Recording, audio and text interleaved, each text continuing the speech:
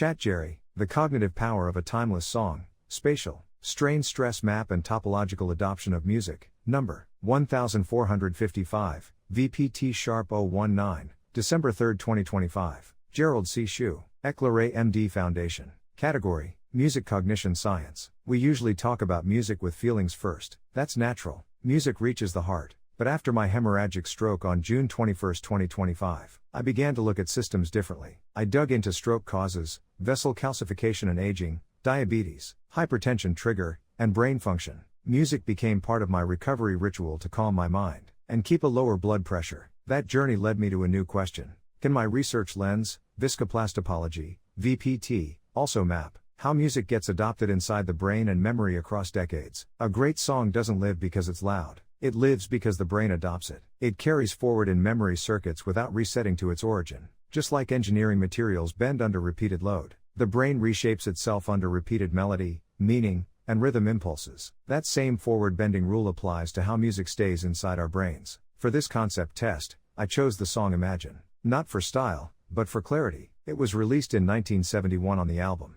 Imagine by John Lennon after he left the Beatles. I first heard it in 1972 when I arrived at MIT for my PhD study in engineering. At the time, I recognized its piano melody first. Months and years later, the deeper meaning attached itself in my language centers. This story is not about acoustic vibration and frequency, Hz. The heart just pumps blood. The brain generates emotion, memory, anticipation, and mood response. So the real destination of music is always the brain. That's where adoption happens, where shape and energy get locked in as memory footprints. I tested music impact using 3 stress inputs. 1.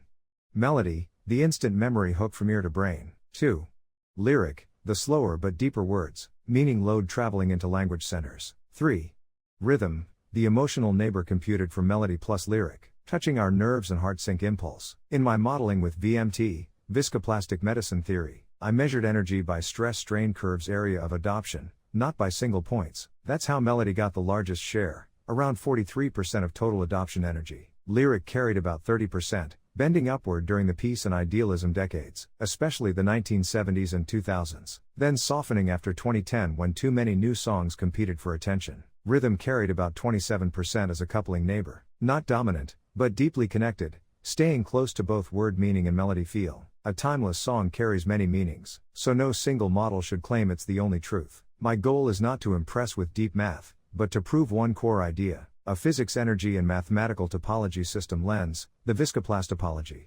VPT, research model, can map long-term music adoption patterns. This means, melody hits fastest, stored earliest, stays longest. Words travel slower, but deeper. Rhythm stays close and acts as memory glue. Cultural adoption rises like an arch across decades without resetting to zero. Once a song becomes a shared multi-generation memory imprint, the brain does not delete its energy footprint even when new songs compete. The contour may bend downward, but it does not return to its original state. Music longevity behaves like metabolism. It's path-dependent, non-linear, dynamic, layered, and neighbor-connected. That's the same rule that guided my earlier success in AI design for semiconductor chip design, and my medical modeling research later in life. Final words: this paper is a concept test, not final proof, but it shows something rare and true. Music can be analyzed as a forward-carrying adoption system, where cognitive energy and memory shape do not reset once the brain adopts it. I write not for fame or recognition, but from my born curiosity and to reveal core truth, so others can think better,